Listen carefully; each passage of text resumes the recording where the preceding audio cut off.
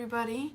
I hope, first of all, before I start this live reading, I just wanted to say a Happy New Year, and I hope everybody had a safe New Year's Day. So I know there was probably a lot of drinking and stuff, so I hope everybody, got home safe. Yeah, I got woke up a few times in the night just because of all the drinking, the bars and stuff, because I live right beside a bar. And I got woke up at 2 in the morning and I wasn't happy, but I was like, oh well. So anyways, I had finished Awakened Evil, and now I have been talking about this for I think the last 2 weeks that I have finished Awakened Evil. And we are actually starting today on New Year's Day, the third book, Wicked Curse. I'm really, really excited because now we're starting to get deep into the series.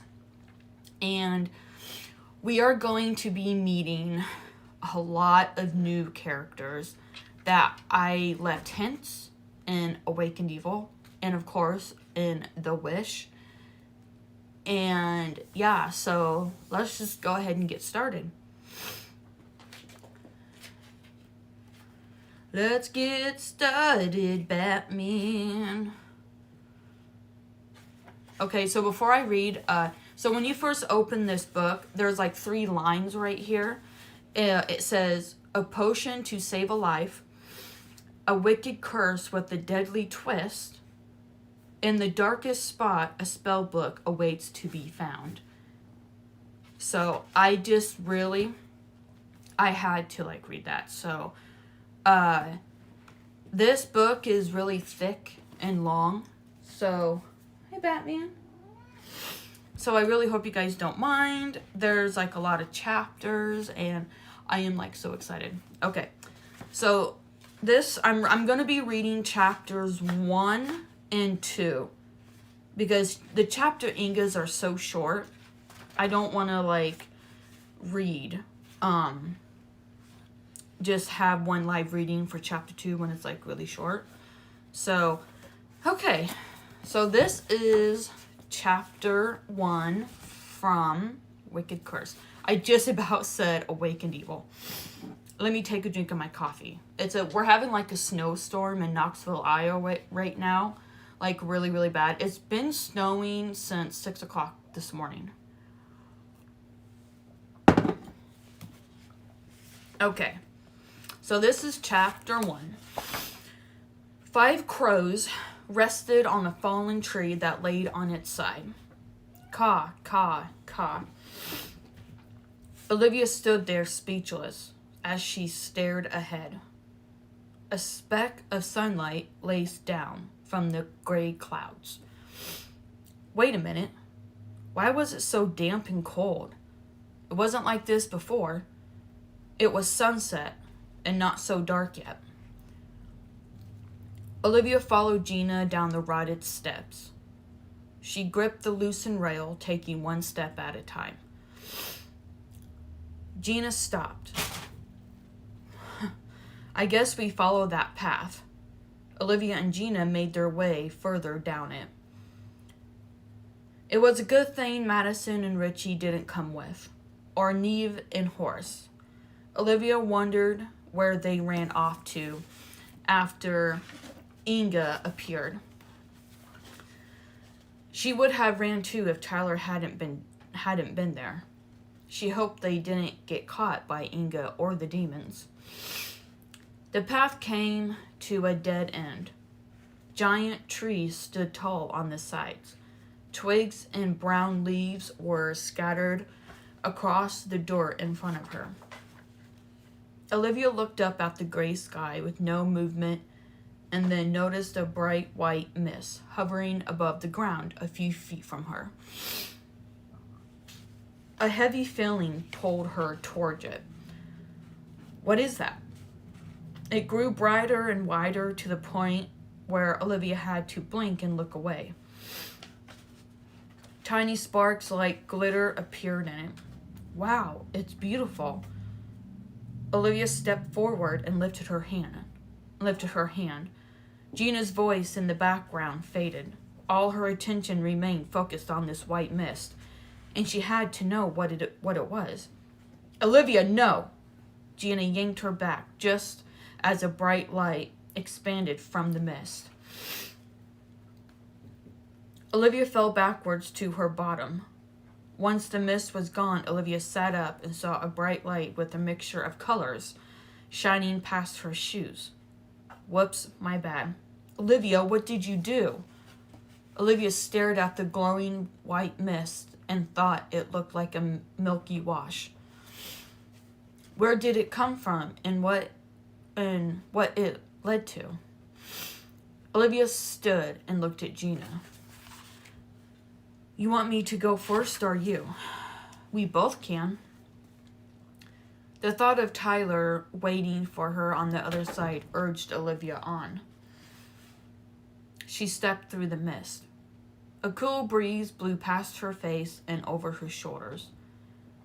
Olivia saw a small cottage attached to a huge tree, big enough to live in. Fresh green grass and colorful flowers sprung in every direction. The sun beat down against Olivia's skin just like those times she and Grandpa were outside in the woodshed. She watched him build all kinds of birdhouses and the way he would cut and carve into wood. Of course, Grandpa had her stay back on a stool he had made just for her. The birds sang together in the trees. A woman, draped in white with silver lining bound around her waist, stepped out from the thicket with a wide hay basket in her hands. A white bunny with brown spots hopped out past her feet, with another rabbit that was all white followed behind. Wrapped around her head was a bridal headband with teal blue flowers in it.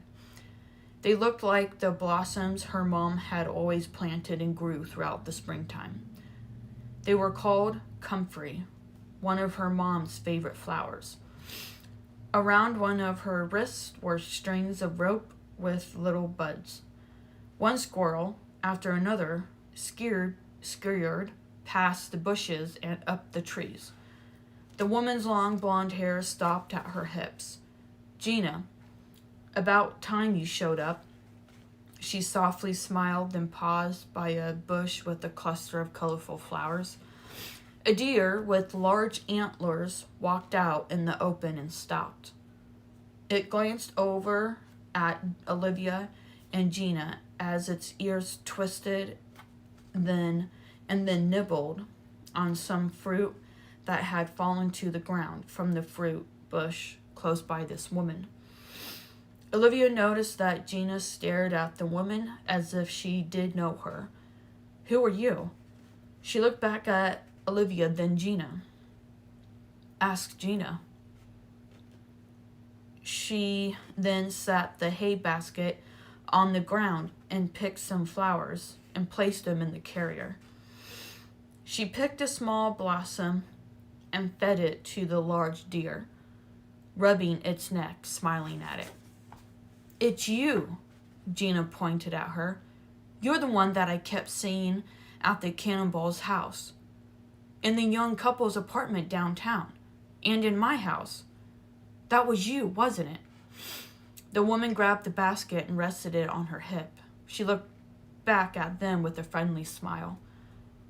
A small vial glowed a bright blue that hung by a rope from her neck. It grew Olivia's interest as she stared at it. For some reason, it was something important that Olivia had to have.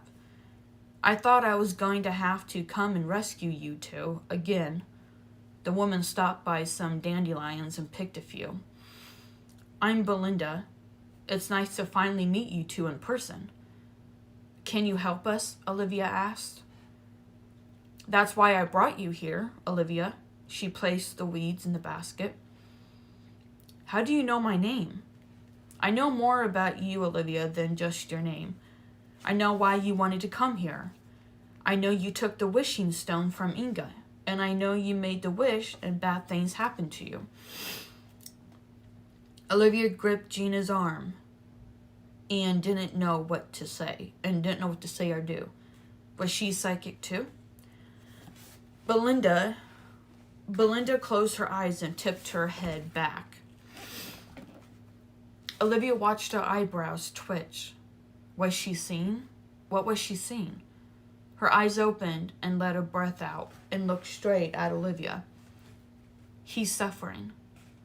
I can help you to save Tyler. He's going to die if we don't do something. A heaviness grew in her legs as she touched her lips and then ran a hand through her hair.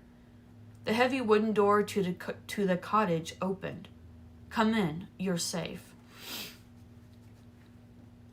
Olivia followed Belinda as the bunnies and squirrels continued with their playful behaviors. In a tree, the birds sang and chirped to one another like a musical for all to hear. Olivia stepped over the door frame where herbs laid. It reminded her when Gina did that with holy water. Inside the cottage had an open space. Different colors and sizes of books rested on a wooden shelf. A clean fireplace without a speck of dirt or burnt wood. Olivia also saw glass potion bottles filled with colorful liquids, mostly greens and purples like the flowers and herbs. Belinda set the basket down where a couple of white daisies sat in a clear vase in the middle of the table. I can make a healing herb for Tyler. Gina, green plants with small blossoms hung from the walls and across the ceiling. Long vines spilling out the windows. It was like a greenhouse with so many plants and flowers to choose from. Belinda walked over to a vine that hung inside the window with pink apple blossom flowers with egg-shaped petals. She picked a couple off, then cut some feverfew flowers that had short white petals that looked like small daisy buds but had white petals. She picked a few leaves and set them in a small bowl, then stood by a short wooden table that had a tiny white candle that had been lit. Hey. Okay. Olivia recognized some of the flowers in the basket Belinda had picked earlier. Why so many flowers? He's cursed. This recipe asks for lavender, lemon balm, mistletoe, peppermint, thistle, and yarrow. He needs healing and protection. She stopped by a table with a large wooden box and opened it. There laid different crystals. What are those for? Gina asked. A healing, for protection. Belinda grabbed some and laid each one down on a rag, then hammered several at a time. You have a lot of crystals, Olivia noted. You have to when you are a hedge witch. Hedge witch? Olivia questioned herself. I used to live on the edge of the village. People come to me for healing if the doctor wasn't in. She carried the rag over to the bowl on the table and dumped them with the herbs. Olivia turned her head and saw a black spider crawl its way past the windowsill. She screamed and latched onto Gina. What? What is it? She held an arm over her back. Olivia looked at Belinda, and she wasn't even scared nor shocked. Why are you screaming, Olivia? Belinda asked. That's a big spider. I know. I welcomed them into my house to eat all the unwelcomed insects. Wasp, too, she pointed. Olivia looked up as a wasp flew in and landed on one of the beams supporting the ceiling. You don't have to be scared. It's okay. They won't bother you. What are those crystals supposed to do? Gina asked. To help him heal and to give him strength. Belinda poured water with the herbs, crushed crystals, and mixed it with a short piece of wood. She pulled the petals off the flowers first, then the stems, and dropped them into the bowl. Belinda covered it with a large towel and carefully shook it so it wouldn't spill. Once it was combined, she took a little box big enough to fit in a pocket and scooped the herbs out into it, then closed the lid shut. Belinda stood there and grabbed the little glass vial hanging from her neck and pulled it off. She held it out in front of her so Olivia could see. The captivating light drew her in like an answer had been revealed. This will keep Tyler alive from day to day, Belinda explained. But Olivia took a step forward. He's fading fast. Once you find Tyler, let him drink a little at a time. She pulled Olivia's hand out and opened her fingers, then placed the vial in her palm. Keep this with you at all times, Olivia. She nodded and took a good look at the clear vial. She slid a finger down it as the light glowed. It was the size of her palm. The big, heavy wooden door opened. Olivia held on to the vial and put the little box in her pocket, then turned around. She walked out with Gina behind her.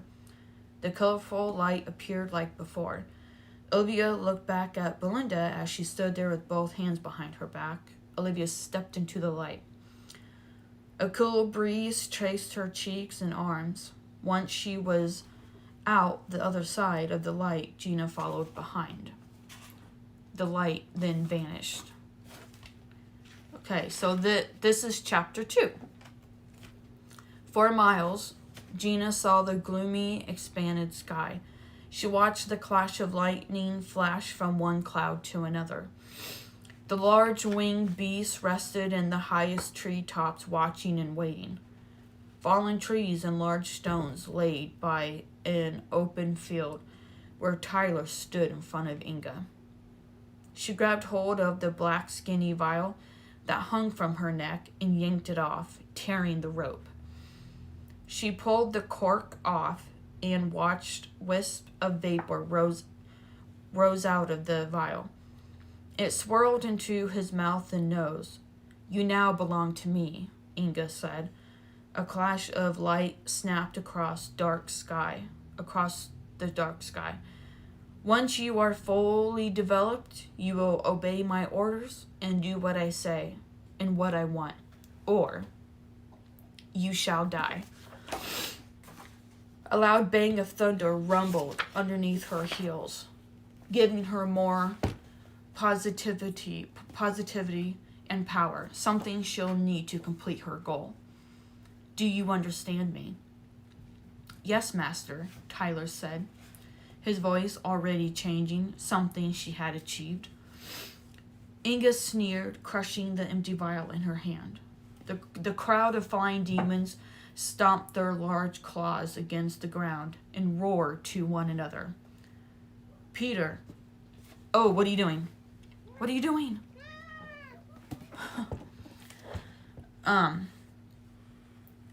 Peter, you men shall train him as I have trained you. Do it now. A flying demon landed on all fours next to Inga. It folded its wings over its rib cage. Inga stroked his jawline. Peter stood in front of Tyler and crossed both arms, and once he unfolded them, a red and black light shot towards Tyler, bringing him backward. Booming thunder grew louder with a wave of lightning. Have no fear, boy.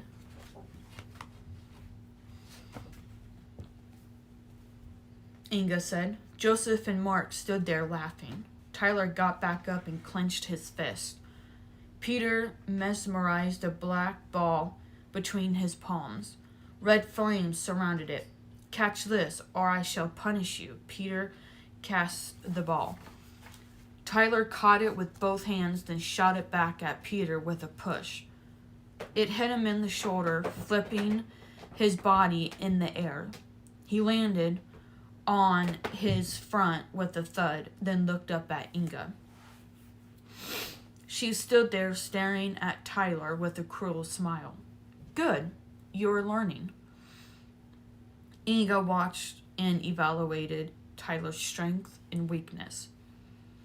Flying demons roared back to one another as if to cheer them on. They flapped their wings, forming balls of dust, stomping their feet with the perfect rhythm. Tyler ran towards Peter and folded both arms out as dirt flew up out of the ground and hit Peter. He thumbled across the ground as Tyler dropped to his knee, as if he was drained, and looked at Inga. Do not stop.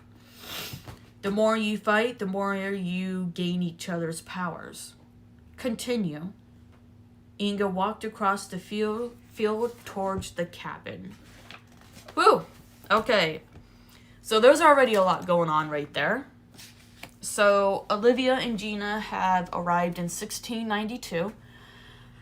And since this book, most of this book is like 1692 during the Salem witch trials, I had to do like a lot of research on that because like I know the story behind the Salem witch trials. I just didn't know like what they wore, how they talked, how they got around.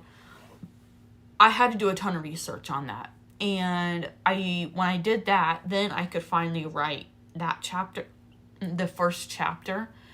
And, they got to 1692, and I wanted the landscape to be a little bit different.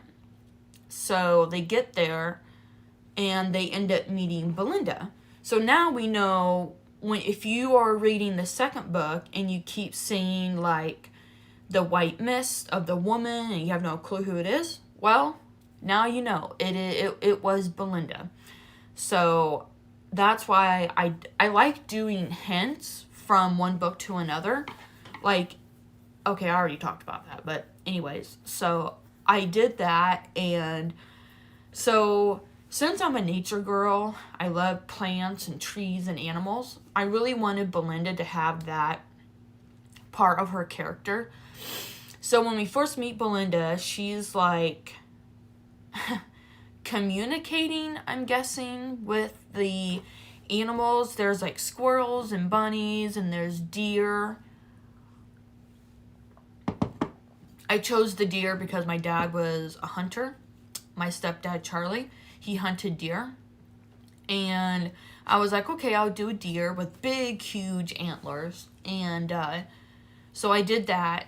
And then we find out that the white mist in book 2 was actually Belinda. So then Belinda's like, I'm here to help you.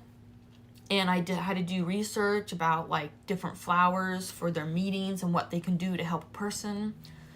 So I did that, and then we went inside her house, and she lives in this cottage. The front is like a cottage house, and then she lives in this big humongous tree.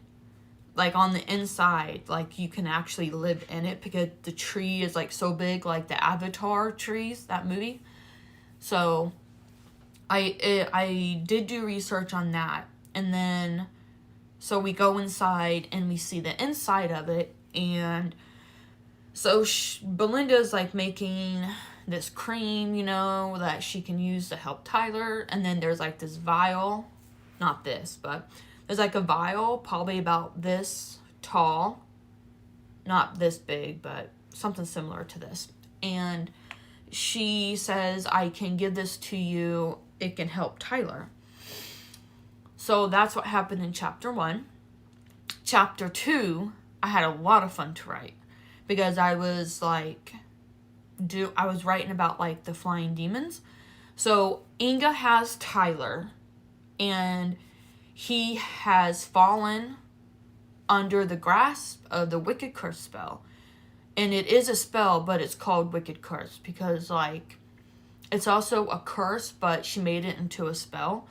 And a lot of people get so confused when I try to explain it to them. So it's like, okay, you know what? I'm so sick and tired of explaining it. You read the book and you make it what you want. Okay, so this spell is called Wicked Curse. And so they're outside of Inga's cabin, and she wants Peter and Joseph and I think Mark to train Tyler to be just like them. So like I have this scene in my head where they're out in the middle of this field and there's like all these trees, like these dead looking trees like all around. And I see all these flying demons like in the trees, kind of like a arena. You know, like where Hercules was fighting. There's like this arena or whatever. Except this is just the woods and there's like these big humongous trees. And the flying demons are up there, you know, roaring, cheering them on, you know. And there's some on the ground too that are like stomping their feet with the perfect rhythm. And I just got like so into it. I was just having too much fun with that chapter.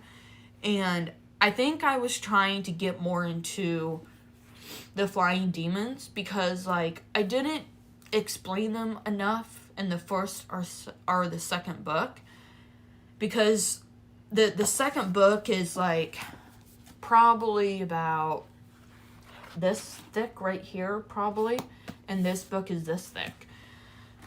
And I was having a lot of fun like with different like the different types of sounds that they make and how they use their wings and like what they look like. And I just really do like love the writing process of that. So I'm just I'm just really excited to like read this. I don't know what I really wanted to do. I wanted to read chapters 1 through 10 from like January 1st to January 10th. I think I had done that with Awakened Evil or The Wish. I can't remember. But I already have it like wrote in here. See, I already have it wrote down. But I'm just trying to think. See, Wednesday, I'm not going to be able to do it because I'm going to be crazy busy. And then Thursday, I could probably at 5. And then, or maybe what I should do is like just for this whole month is just do one live reading every day. But that would be a lot of live readings. Maybe I could just stick to the schedule, or maybe I can do chapters 1 through 4, maybe. I wish I had my old schedule for The Wish and Awakened Evil, because then I would remember. Or I guess I could look back at my YouTube channel and see. But anyways, so when I was actually talking about the flying demons, as you guys know, if you're following me, I do have hard copies coming out, which I'm really excited, which this one here, those should be coming. The one over here, that is book 1 and 2 and of the Keeper of Soul series. And I've been like designing the covers and stuff because I'm just having a lot of fun with them. I think I got them all finished, but then when I was talking about the flying demons, I got this idea because in Mystical, there is like this cave where there's thousands of flying demons like in these eggs. And I was thinking, oh my gosh, what if I have like one of the demons like holding one of the eggs and like this nasty slime is like coming off of it. And it kind of like pokes its claw out a little bit, maybe something like that. That was an idea I was gonna actually do for a mystical, but then I really wanted to do like the mystical moon, so I'm gonna have to think about that, since I think I really would like to do that, but I'm gonna have to figure out how I would do that cover. But anyways, it's 5:30, so I don't see any comments, so I'm just really happy to start reading this one. I think what I can do... Okay, my schedule. I think what I'll do... December... Yeah, see, for December, I was doing every other day. Like, I did one every Monday, Wednesday, and Friday. I didn't want doing live videos to take up most of my time. So I think maybe I'll just stick to my regular scheduling, maybe. Why do I do this to myself? Then I'm clear to May, and I'm gonna have to, like... Okay, yeah. I cannot change any of this because I scheduled the Wicked Curse clear into May, and then I had to stop because there were so many chapters. So I'm just going to have to stick with this actual schedule. So my next live reading will be Wednesday the 5th, but I'm not going to be able to do that at 4 because I'm doing my high school visit. So I think I might have to do it like in the morning, or I might have to just do it like on the 2nd, 3rd, or 4th. So I think that's why I was telling myself, like, I think I'm going to have to do the first week different. But I guess I could do Wicked Curse 3 and 4 on Monday. I could. But anyways, I'll let you guys know what I'm going to do. Because, yeah, I have my school visit on January 5th. I'm going to be volunteering up at the flower shop. Yeah. So I'm just going to have to figure that out. But thank you guys so much for joining me. And I will see you guys in the next live.